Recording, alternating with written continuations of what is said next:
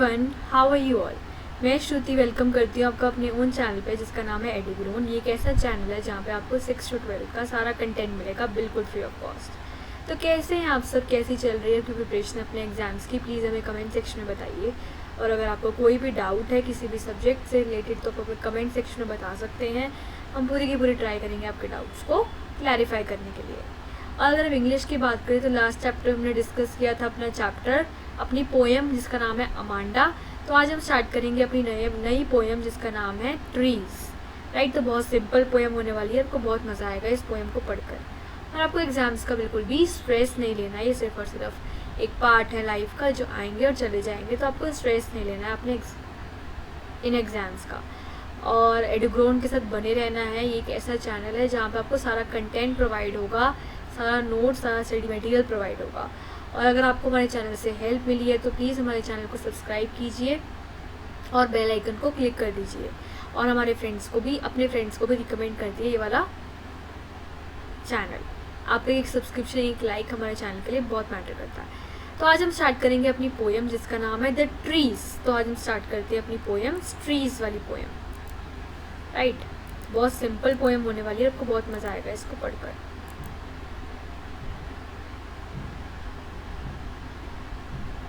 Okay, तो हम the trees से आज शुरुआत करेंगे जो बहुत ज़्यादा सिंपल पोएम होने वाली है। The trees. तो इसकी समरी हम पढ़ते हैं। In this article you will be reading about the tree summary by Adrienne Rich. Adrienne Rich was born in Melbourne, USA. She was a famous poet, essayist, and feminist. She has written the poem The Trees. The poem presents the conflict between the man and nature. The poem is a suggestion that here the reasons plants used to the interior decoration. Destinies are imprisoned, they need freedom. These trees want to move out in the forest.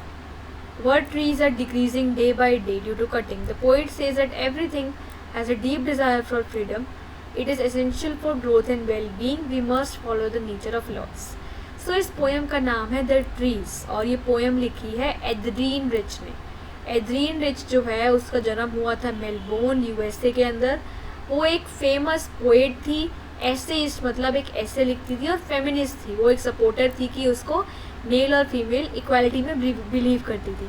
तो उसने poem लिखी है जिसका नाम था the trees. ये poem present करती है एक कन्फ्लिक्ट मैन और नेचर के बीच में।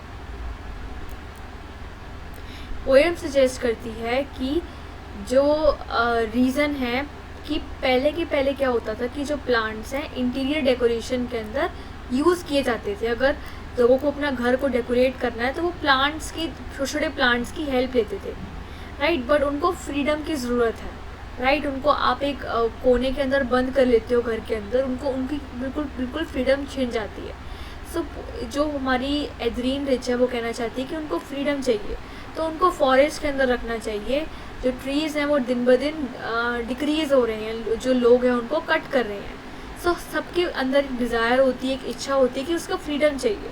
सो हमें उनकी ग्रोथ का और वेल बीइंग का ध्यान रखना चाहिए और हमें लॉ को फॉलो करना चाहिए। राइट, हमें उनको बंद नहीं रखने चाहिए, अपनी इंटीरियर डेकोरेशन के अंदर यूज़ नहीं करना चाहिए।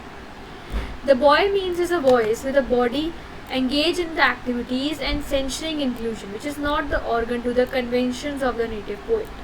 The poem is demonstrating the unsuitability of language itself as a greenhouse or container of nature.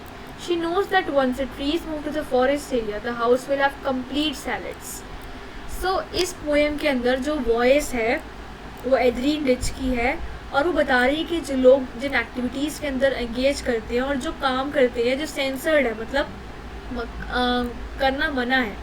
Right, तो पोएम डेमोन्स्ट्रेट कर रही है, मतलब बता रही है कि जो अनसूटेबिलिटी है लोगों की, कि वो एक ग्रीन हाउस को कैद करके रख रहे हैं। तो वो कहती है कि जब वो ट्रीज बेसिकली मूव हो जाएंगे फॉरेस्ट एरिया के अंदर तो इस हाउस में बहुत ज़्यादा कंप्लीट उनको फ्रीडम मिल जाएगी हमारे फॉरेस्ट को और ट्रीज को। तो उनको मूव करना चाहिए वहाँ पे, उनको जहाँ पे ट्रीज के अंदर मूव करवा देना चाहिए। In this poem I is the voice of speaker on the poem and the green rich poem. The trees is the voice of the body, engage in activities and censuring inclusions. later not organ to the conventions of the nature poem. This is actually unnatural poem that narrates the struggle of the population of Greece to escape the confined surrounding of a greenhouse through the trees. The poem demonstrates the unsuitability of the language itself as a greenhouse. The poetess is a witness of the tree's eggs, odious but making distances herself from participating in out of the spectacle. She can sit and write to you. So इस poem के अंदर जो आए है वो voice है, speaker की voice है, राइट और इस पोएम लिखी है एड्रीन रिच में. द ट्रीज जो है एक वॉइस है ऐसी बॉडी की, ऐसे लोगों की जो उन एक्टिविटीज़ के अंदर एंगेज है, उन सेंसर्ड चीज़ों के अंदर एंगेज है जो उनको नहीं करनी चाहिए. सो ये एक अननेचुरल पोएम है जो स्ट्रगल नरेट करती है कि जो ग्रीस की पॉपुलेशन है वो कैसे एस्केप कर रही है ग्रीन हाउस से, राइट. तो ट्रीज उनको कितना हेल्प कर सकती हैं और वो कैसे उनसे भाग रही है. तो इस अनसूटेबिलिटी को बताती है इस लैंग्वेज की एक ग्रीन हाउस के रूप में. सो पोइटेस एक विटनेस है ऐसे ट्रीज का, बट वो अपने आप को इस जगह से दूर कर रही है और लोगों को भी वो एक सीख देना चाहती है. So even though the speaker addresses the audience, her own head is full of whispers. She is an audience as well. However, the audience of the problem is compelled with the command. The speaker reaches around the barrier between the poem and the audience, a transaction that occurs in the speech that for listening. So speaker जो है जो address कर रही है audience को, but वो खुद एक ऑडियंस है, राइट. तो जो ऑडियंस जो है पोएम की उसको कंपेल किया जा रहा है कि उनको बताया जाए कि उनको ट्रीज को प्रोटेक्ट करना चाहिए, राइट.